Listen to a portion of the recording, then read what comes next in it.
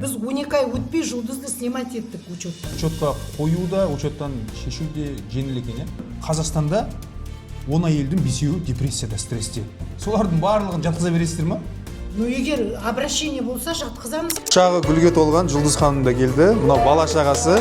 Қазір жаңа пәтерге кіреміз. Біз Алматыдан құтты болсын айтуға келіп тұрмыз. Қолыңыз құтты болсын.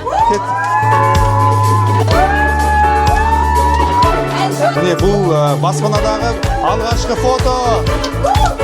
Құтты болсын.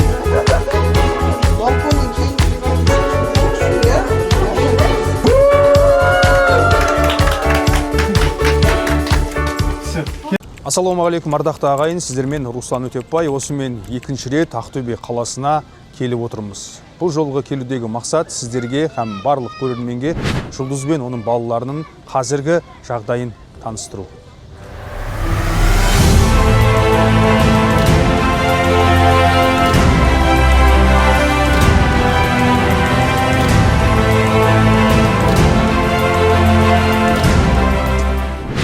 Ардақты ағайын, дәл қазір біз Ақтөбе облысына қарасты психдиспансерлік орталығына келдік. Естеріңізде болса, дәл осы орталықтың ішінде Жұлдыз жатып шыққан болатын. Ал енді Алматыға тексеріске барған Жұлдыздың ешқандай дертке шалдықпағанын анықталған. Қазір енді мән жайды осы орталықтың басшыларынан, мамандардан сұраймыз. Саламатсыз. Саламатсыз. Қандай сұрақ қалды? Біз басшыға келдік. Біздер рұқсатымыз бар. Главный бізде жоқ. Главный болмаса да енді заң бар шығар, соған барамыз. 1 минут тұра тұрыңыз, мен звондап жіберейін. Не үшін звондайсыз? Мемлекеттік мекеме ғой.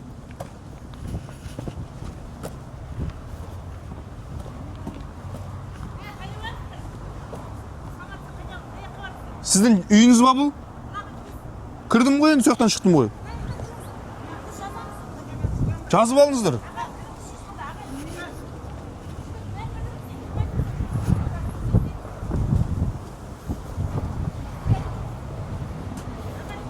Жо, мен сіздің үйіңізге келдім ба? Неге маған әй деп отырсыз? Кім айқайлайды сізге? Дұрыс қой, мемлекеттік мекеме ғой. Мекеме ғой, бірақ жұмысың ғой. Қандай жұмыс сіздікі? Жетпістің алған ғой, есің тандырады ғой қазір. Жо, не істеу керекпін мен? Жоқ, ана жерде біз не істеу, жазып алып қалуымыз керек, кім кірді? Есмағамбетов Руслан деп жаза салыңызшы. Ана жерге жазайық саған. Болмаса олай. Жоқ, енді мен өттім ғой, маған ешкім ештеңе деген жоқ қой. Мен ана Барутаға қарай кетіп қалдым ғой, машина іштім ғой. Сіз кім болып қызмет істейсіз? Күзет қой. Күзетшімін. Күзетшімін. Ана Барута машина кетіп қалды, іште сусойыңыз машина шығып бара тұр ғой далаға қарай. Әбетке. Мен сізге трубканы берейін, ішке звондадым. Алло. Иә. Саламатсыз ба? Главный секретарь. Не істеймін бұл кісіні? Осы рұқсат береді сізге. Рұқсатым бар мен бұл кісінің рұқсат алмадым. Мен сізге рұқсат алып бередім ба? Біз мендерге жауап беретін адам. Дұрыс қой, мемлекет жоқ. Сіздер қызықсыздар, бұл мемлекет. Мен сіздің үйіңізге келіп тұрған жоқпын ғой. Жоқ, енді мендерге біз жауап береміз. Қалай жауап бересіз?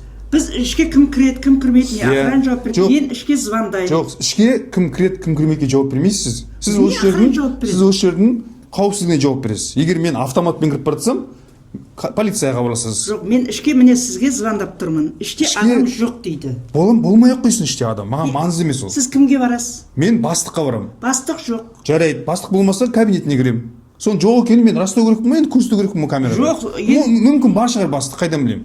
Кіріңіз. Кіремін ғой енді. Бірақ бастық жоқ іште. Мына жерге жауап ешқандай сұрақ жоқ қой. Мына охрана жауап береді.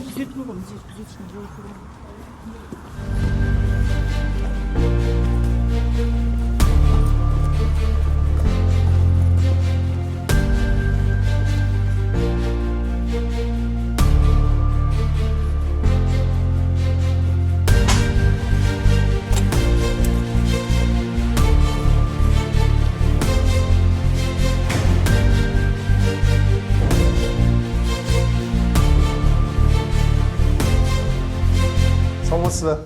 Қалайсыз? Біз қайта келіп қалдық. Орынбасар немесе бастық бар ма? Бастық отпускте. Орынбасары неге Алматыға командировка кетті. Анау маған бір кісі сұхбат беріп еді ғой, комиссия мүшесі. Нұрлыбаевна ма? Иә. Нұрлыбаевна жаңа детский больница операцияға кетіп келе жатырмын дейді, қазір келу керек. күте тұр екен. Мен анау Жұлдыз Тілеуованың несіне қатысты. Қайттан несі Алматыға барып, ауру емес сау деген қағаз алды ғой. Сол туралы қандай шешім шығарды, соны сұрайын деп едім. Онда күте тұрам, иә? Сонымен Гүлмира Нұрлыбаева келді. Қазір енді Жұлдыз ханымға қатысты сұрақтарды қойып шығайық. Гүлмира ханым, саламатсыз ба? Алматыдан арнайы келіп отырмыз, иә? Қуаныштымыз. Қал жағдайыңыз жақсы ма? Жақсы, жұмыс. Бізде қуанышты жаңалық болыпты ғой, Жұлдыздың денсаулығына қатысты. Иә. Соны айтып беріңізші, не болды, не жағдай тіркелді? Енді қараңыз, былай. Біздер өзіміз оны Жұлдызды ол динамикалық учеттан ертерек шығам дегесін, біз өзіміз целенаправленно оны Алматыға жібердік. Вот, Алматыда ол қаралып келгеннен кейін профессорско-преподавательский состав жазды, что қазіргі таңда психикалық жағдайы нормада деп. Ол сау деп. Сондықтан Жұлдыз келді, қызы келді, ВКК-ға қатысты Жұлдыз. Оны қайттан врачтар бәріміз қарадық, қазіргі таңдағы жағдайын түсіндіріп айттық, что оған стресс болмайды, жаңағы енді здоровый образ жизни дейміз ғой, сондай болмайды, бәрін түсіндіріп айттық, Жұлдыз, сен енді учеттан шешілдің. Себебі қазіргі таңда сен денің сау деп, бәрін түсіндіріп, учеттан шештік Жұлдызды. Мен енді өзім уәде бергесін сізге көмектесем деп қарастырып, жан-жақтан қолымызда не келеді, соның бәрін жасадық, қызына бәрін түсіндірдік, өзіне де Жұлдыздың нақты түсіндіріп айттық, учеттан сен шешілдің деп. Мынандай сұрақ қойыңызшы, сіздерде учетқа қою да, учеттан шешу де жеңіл екен, Бірнеше жағдай болады. Стресс те болады адам. Мысалы, шетелде бәрінде психолог, психиатр, психоаналитик бар. Олар барады, олар өзінің жағдайын айтады, түсіндіреді. Ол дейтін принудительный емі емес қой. Түсінесіз ба? Ол өздері келеді, емдейміз. Сосын 12 ай мерзімнен кейін диагноз, мысалы, бәрі сау болса, біз шешеміз. Күнде ВКК-ға Жұлдыз өзі келді ғой, көрді ғой. Жоқ, менің айтпағым, қараңызшы. Енді шындыққа тура өзімен қарасақ, Жұлдызды бұл жерге алып келген туыс әпкесі. Өз аяғымен келген жоқ қой Жұлдыз. Сүйретіліп алып келді ғой. Мен оны білмеймін. Себебі оны скорый помощь, полиция апалары алып келді. Мен білем ғой. Үйде врач скорый помощьтің сөйлесті. Сол кезде ол қарады. Ол кезде ол... Енді не себеп бірден келе салып, оны психбольницаға тығып жіберуге не себеп болуы мүмкін соншалықты? Ол қоғамға қауіпті болды ма, нашақор болды ма? Ол мүмкін созылмалы стрессте жүрген шығар, депрессияда болған шығар. Енді әрбір қазір Қазақстанда 10 әйелдің 5-еуі депрессияда, стрессте. Пожалуйста, келсін. Солардың барлығын жатқыза бересіздер ма? Егер обращение болса, жатқызамыз, неге жатқызбаймыз? Ол келіп тұр, мысалы, өзіне қауіп төндірсе, суицидальный мысли болса, егер мамасы айтса, мысалы, қызым там асыл өлгісі келді, я тағы бір нәрсе дәрі ішіп қойды. Енді жатқызу бөлек, 3 күнге, 1 аптаға жатқызу бөлек. Ал енді сіздер бірден есепке алғансыздар ғой, және қандай диагноз қойдыңыздар? Емдедік оны. Ол бізден шыққаннан кейін өз еркімен амбулаторлық ем алды, дәрілерін ішті, жағдай жақсы. Оны не істеп біз енді учетты ұстаймыз. Сосын біз предложить еттік, сіз барыңыз Алматыға, қаралыңыз, 12 ай мерзімі өтпей, учеттан снимать етуге вообще болмайды приказ бойынша. Біз 12 ай өтпей Жұлдызды снимать еттік учеттан. Сонда приказға қарсы шықтыңыздар ма? Приказға қарсы шыққан жоқпыз, біз енді қарадық, оның жағдайы қанағаттарлық. Біз не үшін жұмыс істейміз? Сол пациент үшін жұмыс істейміз, түсінесіз ба? Жақсы, енді мынандай жағдай болуы мүмкін ба? Елестетейікші. Мысалы, сізге дәл сондай Жұлдыздың диагнозымен науқас келді, стресс, депрессиямен. Сіздер оны қарап, оған ем-дом шараларын жазып беріп, дәрімен қайтарып жібере аласыздар ма негізі? Қайтарып жібере аламыз. Енді қараңызшы, неге Жұлдыз қайтпай осы жерде қонып қалды? Себеп туысында ма? Қараңыз, біз бірнеше рет звондадық. Енді апасы мен мамасы жатқызды ғой. Оларға звондадық, келіңіз, алып кетіңіз деп, мысалы. Я келіңіз, қарап кетіңіз деп. Олар келген жоқ. Олар енді келмесе, біздер не можем же насильно заставить. Енді сіздер ойламадыңыздар ма? Бұл келіншек неге жатыр, неге бұны жақындар туыстары алып кетпейді? Демек бұл келіншекке бір қандай да болсын басқаша көмек керек па деп. Біздер оны сұрадық өзінен. Өзі больницада жатқан таңда ол балдарын, тумаларын ешкім іздеген жоқ. Мені толғандыратын және бізді көріп отырған көрермендер толғандыратын мәселе депрессия, стресспен ауырып жүрген адамдардың барлығы дәл осылай психбольницаға жатып қалып есепке алынып қала ма? Қараңыз, егер ол дейтін представляет опасность для себя и для окружающих, имеются суицидальные мысли, или, например, с острым ножом бегает, да, как в этом случае, или там бревном кого-то бьет, конечно, это есть опасность. Егер мысалы біз алмай кетсе, қауіп төндірсе, жұлдыз қалай кімге қауіп төндірген екен? Соны айтып бере аласыз ба? Ну, онда жазылған ғой, что окружающим мамасына, баласына деп жазылған ғой ана неде, рапортта. Енді сіз көрдіңіз ғой, қызы келді ғой жерге. Мен енді ол күні оқиға орнында болған жоқпын. Сіз де болған жоқсыз. Мен де болған жоқпын. Мен қағаз бойынша, полицияны айтқан бойынша, жаңағы врач скорой помощи айтқан бойынша, түсінесіз ба? Жоқ, ол жерде мен мысалы полицияға да, ол жердегі скорыйға да, апасына да, туған шешесіне де сенбеймін. Мен балаларға сенемін. Балалардың барлығы айтып тұр, анам апыр-топыр келді да үйдің мүлігіне таласып баққаннан кейін осындай жағдай болды. Мамам ешқандай ешкімге қол көтерген жоқ, қауіп төндірген жоқ дейді. Егер енді расымен де қауіп төндірсе, енді 4 ай өтті ғой арада. Кешірім сұраймын, бізде мысалы ол былай информация болды. Апасы айтқан бойынша мен еще оқыдым, просто зерттеп өзім үшін. Қызы, үлкен қызы өзі шақыртқан деп апасы сөйтіп айтты. Біздер білген жоқпыз, әжемді ұрып атқасын, сондай жағдай болып атқасын, қызы шақыртқан деп сөйтіп айтты бізге. Енді біз следователь емеспіз ғой, қазір разбираются. Біздер мне мысалы целую пятницу ДВД-да отырдық, следователь біздер шақыртты. Бүткіл врачтар, бүткіл бәріміз шақыртты. Не себепті?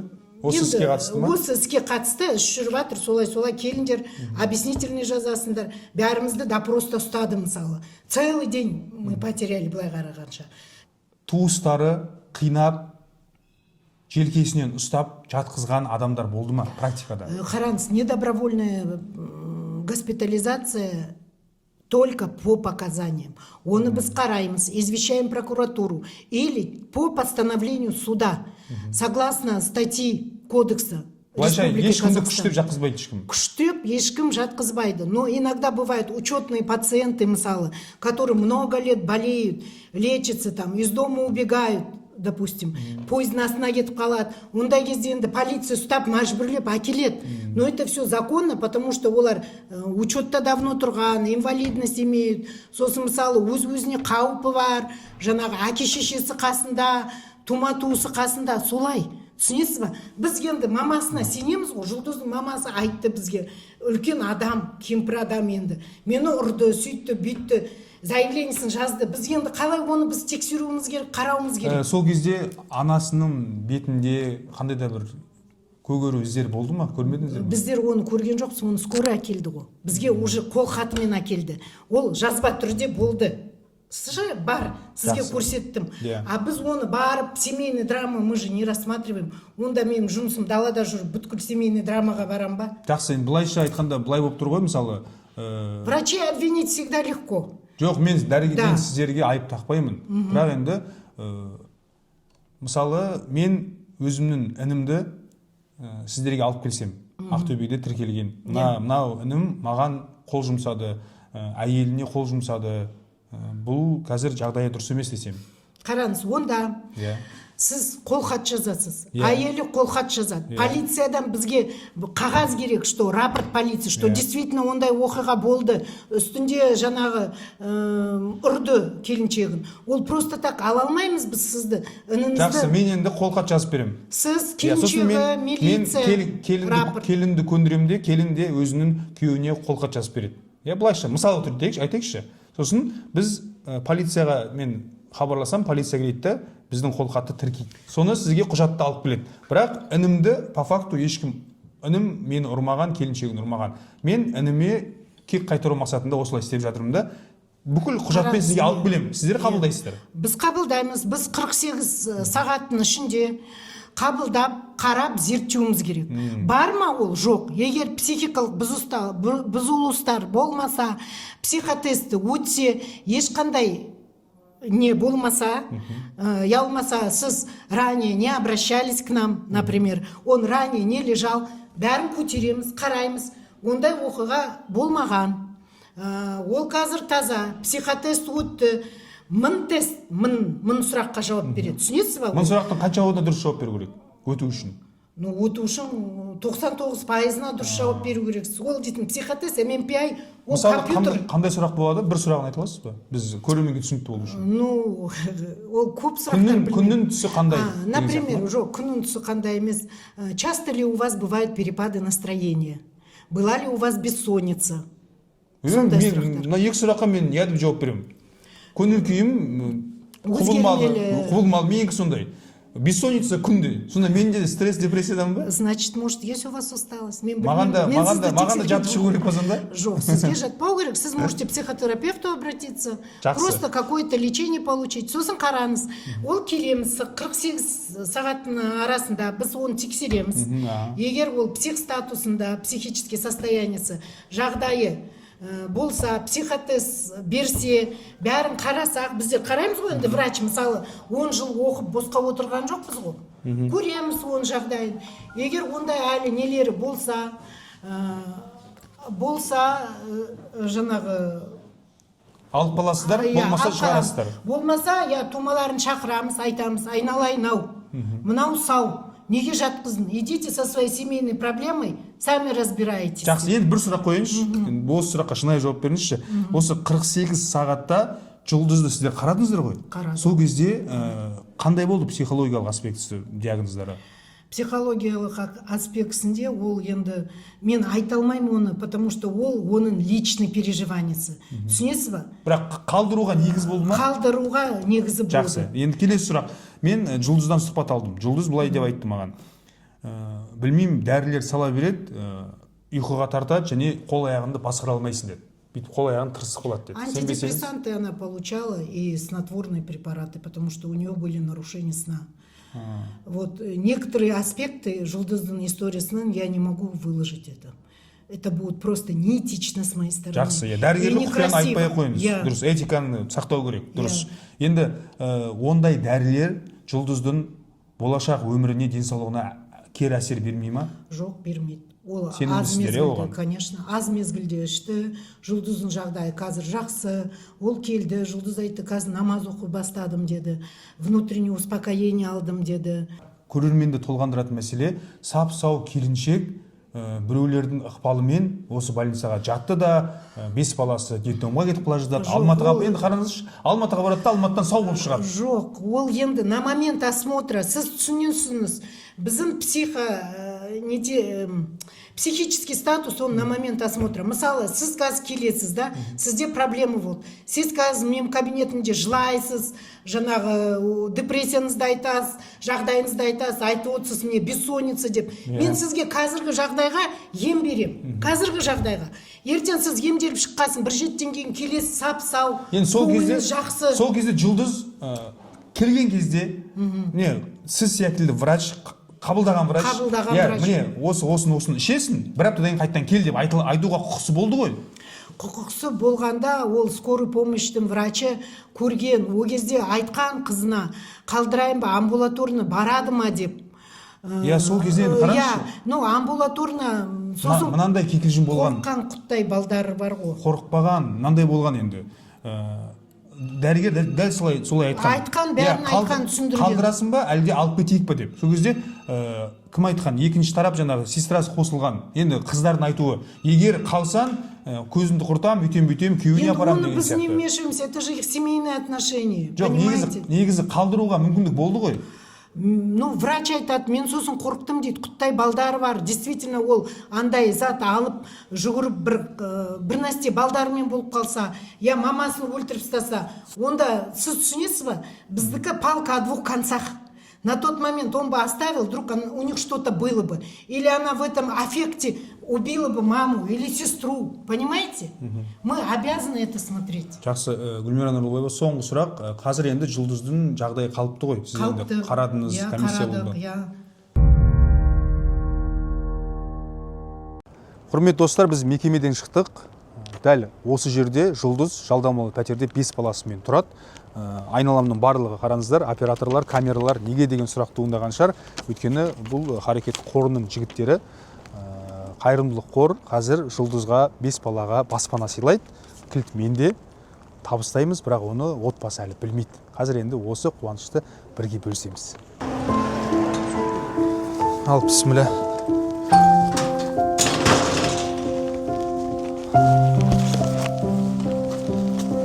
Мен енді өзім Жұлдызды көрмегем, тек Жұлдыздың балаларымен сұхбаттасқам. Қазір енді Жұлдызды көріп, денсаулығын, барлығын білетін боламыз.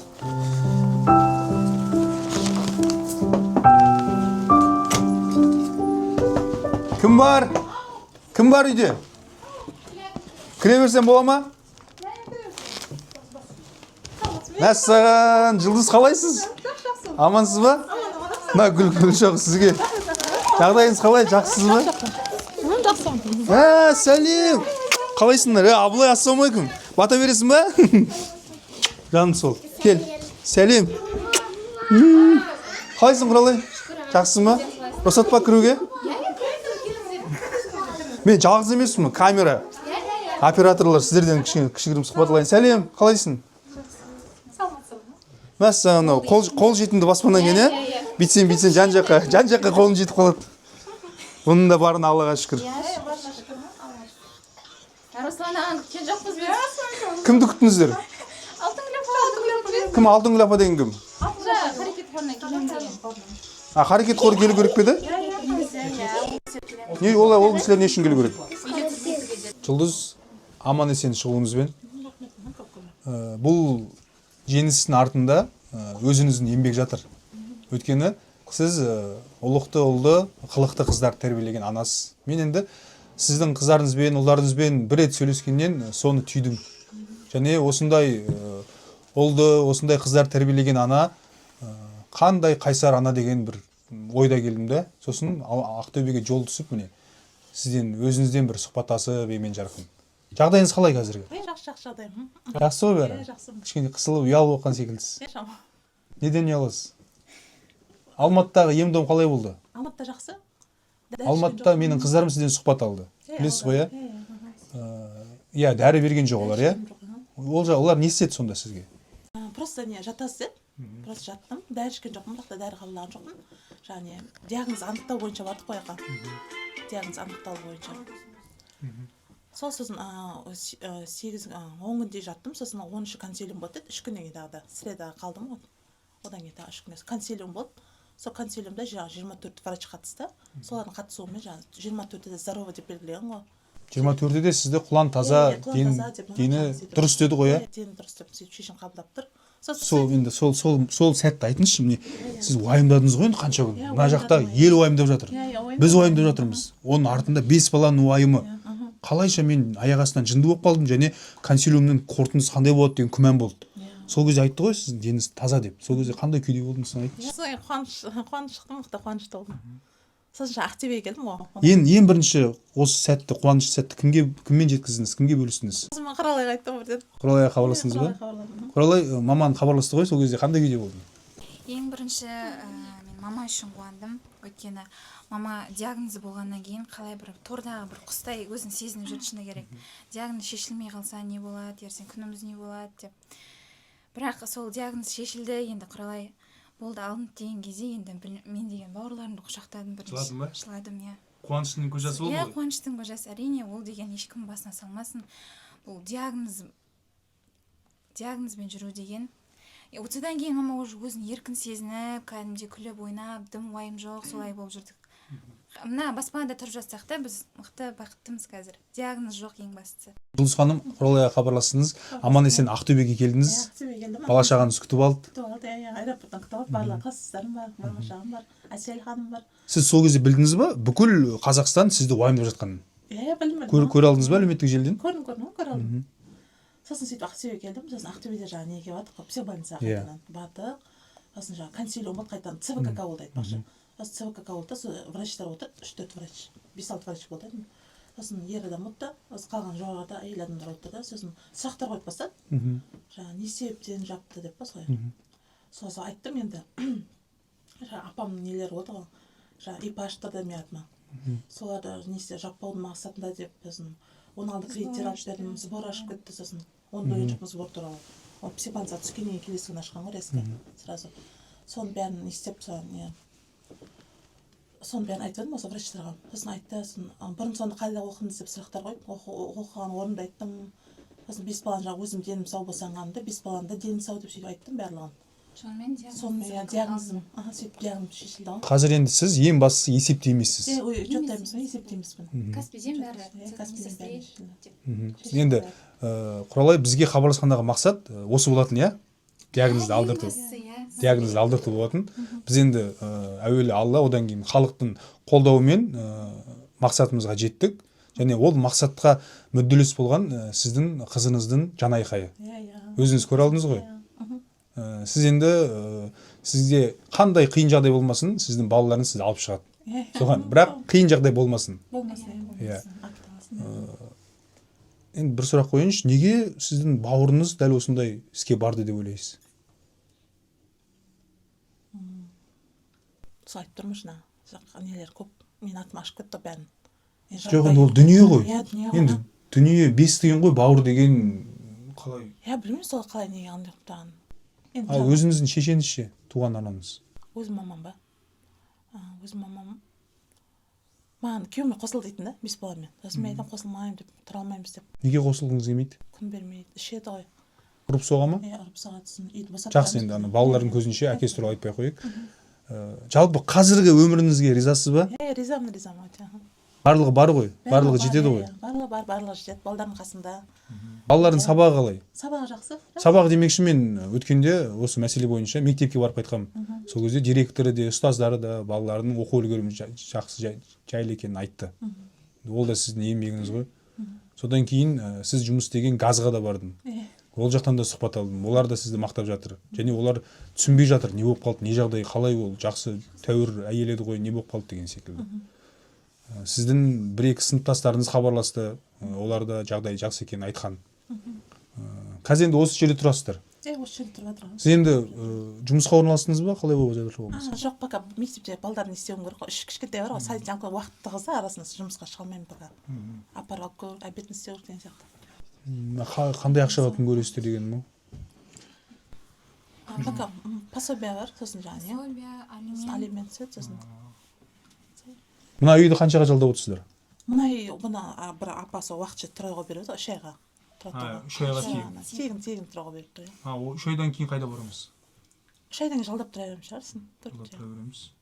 Жаңа мен келген кезде Харекет қоры деп, олармен байланыстасыздар ма, Харекетпен? Ол кісілердің несі қандай? Уәдесі қандай? Не деп жатыр?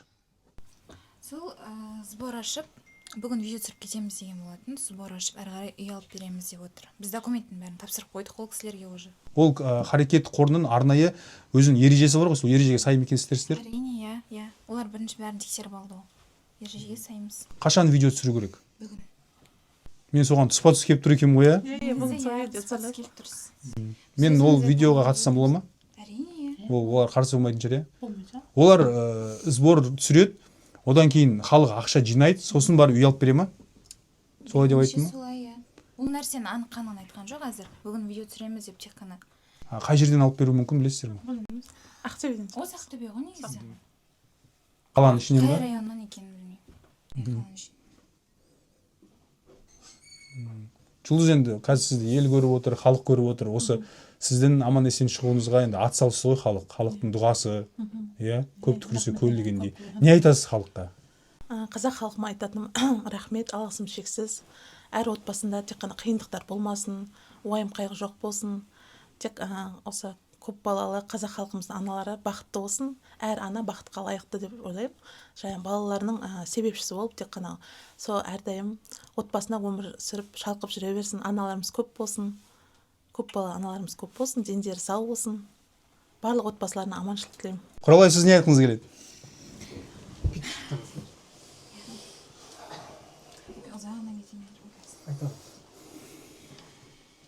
Ең алдымен мені ести білген сізге көп-көп рахмет, Руслан аға.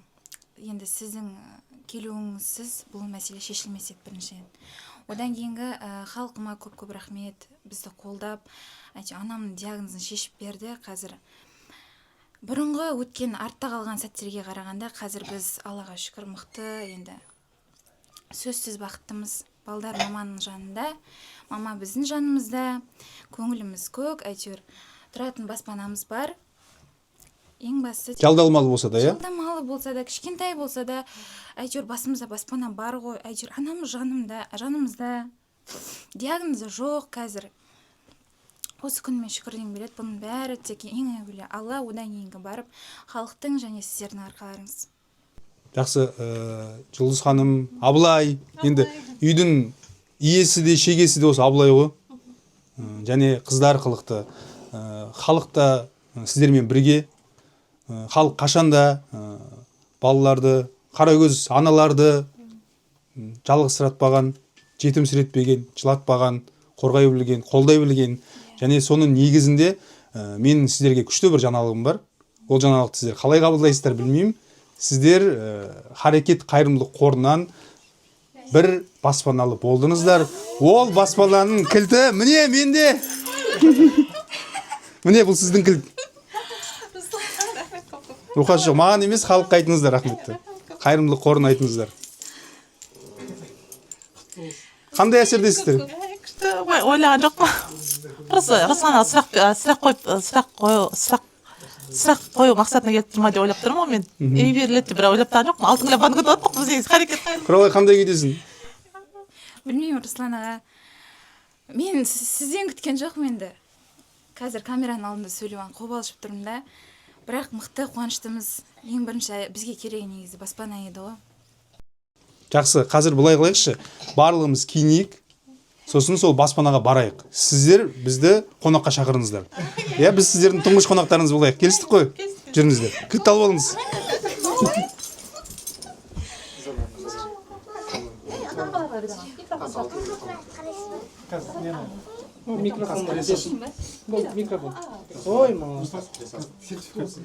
Сяқ крема?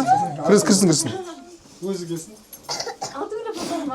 Бар сыртта тұр ғой бәрі. Алдаймызда жүрген жерде ай өттіңіздер.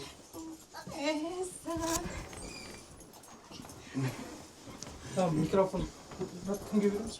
Тұра берсін бұл. Міне Ақмарал Басирова келді Алматыдан. Және сіздерге мұрындық болған көмектескен Әсел ханым да осында. Харекеттің осы жердегі өкілі Алтынгүл ханым да осында. Қолында сертификат. Сонымен, құрметті қазақ елі, қалың көрермен, сіздердің қолдауларыңызбен, сіздердің дұғаларыңыздың арқасында Харекет қайырымдылық қорының 1524-ші баспанасы Тілеу Жұлдыз ханымның отбасына табысталады. Қуаныштысыздар ма? Қуаныштымын, өте қуанышты шек жоқ. Сөзім жоқ. Сөйлеменді, жылай берді. Жылама, Құралай. Қуаныштың көз жасы. Осы күнгі мына қуанышты біз деген көптен күттік қой негізі. Ең бірінші мамам больницадан шыққаны бір қуаныш, енді бүгінгі қуаныш. Баспаналы болып жатырмыз. Осының бәрі ең әуелі жаңағыда айтқанда ең әуелі Алла, одан кейінгі барып халықтың арқасы. Және осыған себепші болып жатқан Руслан ағамызға, Ақмарал апама, Әсел апама, содан кейін барып бізді қолдаған, қорғаған халыққа көп рахмет. Жақсы, көп түкірсе көл жұмыла көтерген жүктің жеңіл екенін тағы бір дәлелдедік. Қазір енді баспана иелері бізді қонаққа шақырады, ал біз барамыз сонда. Дұрыс қой? Кеттік. Дастархан жайып қойдыңдар ма? Не тасып отыр ма? Айттым ғой, далада күтемін деп тұр. Жүріңіздер, киініп алыңыздар. Біз шыға тұрайық, киініп алсын.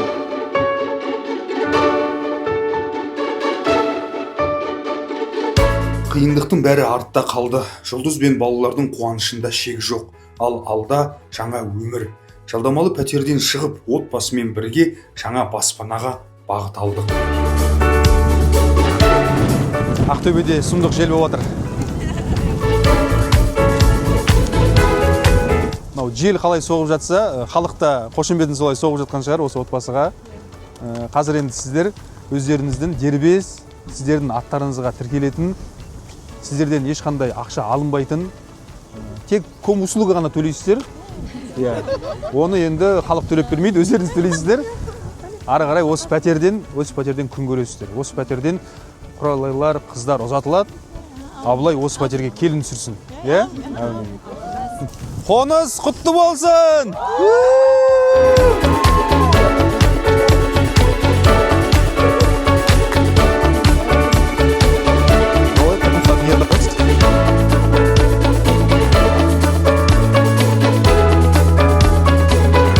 Жұлдыз ханым, бұл сіздің көршіңіз, Құдай қосқан көршіңіз.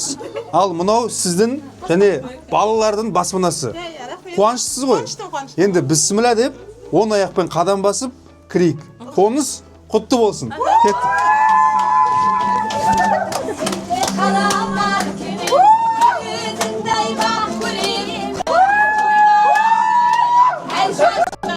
Беу, шап!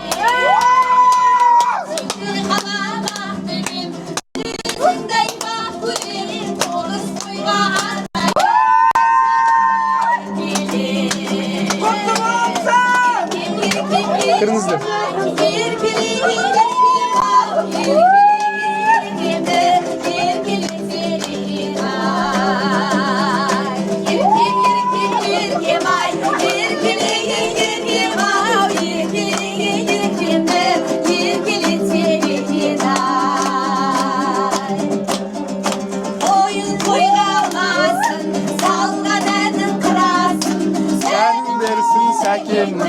Әнің берсін күләшін туысқандарың. Құтты болсын тойларың, сәтті болсын ойларың. Баршаңызға бақытты, баршаңызға шаттықты тілегім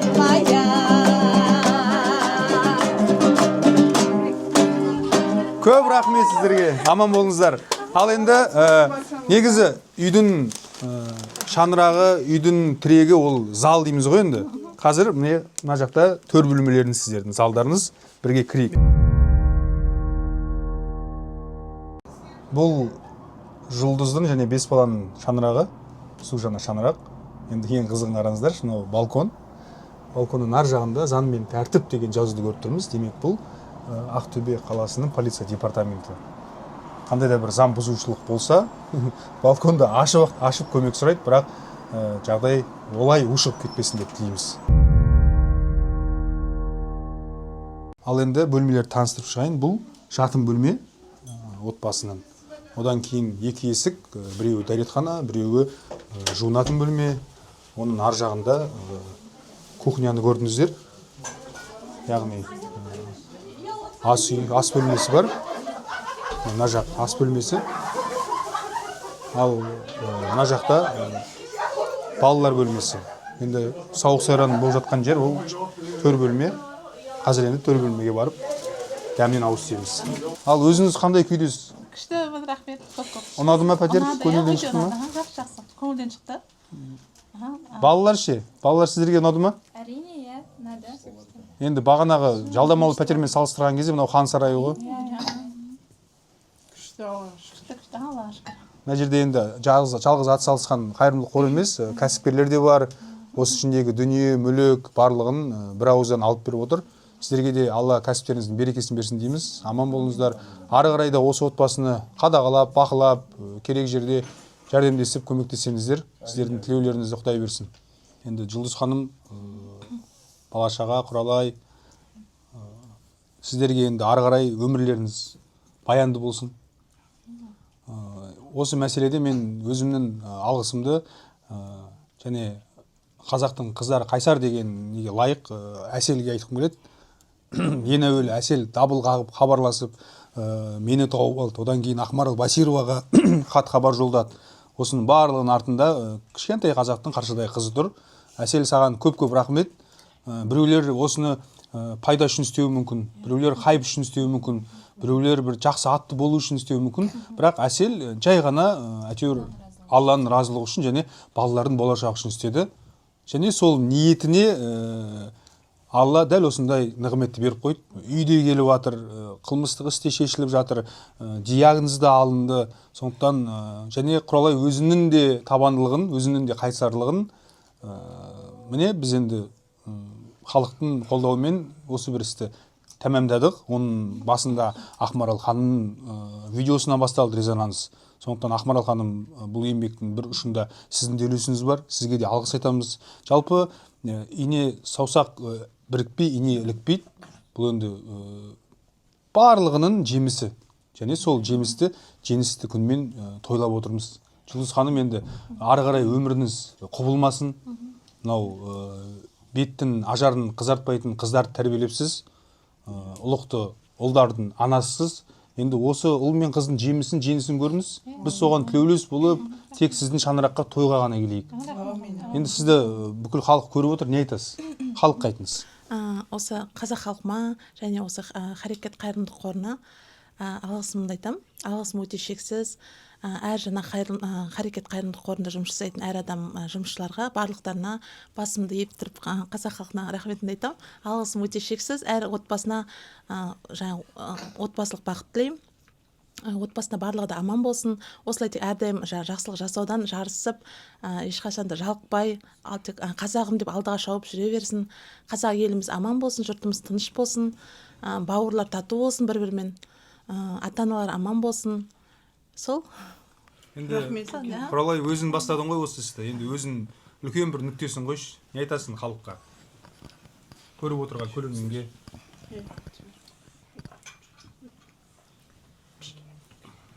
Ең бірінші біздің басымызға осы түскен қиындық дегенде енді біраз нәрсе көрдік қой. Бұл нәрсе көп адамға сабақ болуға білді деп ойлаймын. Бұл ең алдымен дүниені жүрекке салып алмау. Бұл қысқа ғана өмірде бауырлар сыйласып өткені жақсы. Қысқа ғана өмірде атақ деп, үй деп, жаңағыдай ақша деп дүниенің артынан кетіп қалмай, қуанышыңды бірге бөлісе білетін жалпы бауырлардың сыйластығы осылай арада қандай жағдай болмасын, қанша ақша түсіп жатсын мейлі. Сол бауырлардың сыйластығы сақталып қалғаны жақсы еді. Әттең бірақ. Бұның да біраз қайыры бар шығар. Болып та жатыр, шүкір, осы оқиғадан қалай тап болдым мен жалғыз қалған жоқпын. Мен бауырларым мен жалғыз қалдырмаған. Ең бірінші ол Әсел апам. Ең бірінші осы кісіге айттым.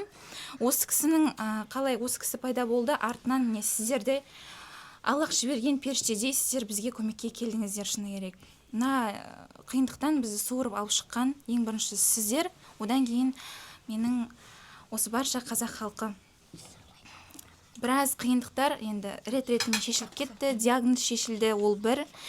Баспаналы болып жатырмыз, бұл екі. Қуаныштың үстіне қуаныш қосылып, міне бүгін осындай дастарханда барлығымыздың басымыз қосылып, жиналып отырмыз. Осындай дастархан енді алдағы уақытта тек тойға ғана жайылсын, бұйырса барлығымыздың басымыз тек жақсылықта ғана жиналсын. Баршаңызға рахмет. Осымен Ақтөбедегі іс-сапарым өз мәресіне жетті. Бір отбасының бақытты күн кешуіне атсалысқан барша қазақ еліне алғысымды айтамын. Жаңа баспанаға ие болған Жұлдыз бен балаларының жаңа өмірі жайлы, болашақтары баянды болғай.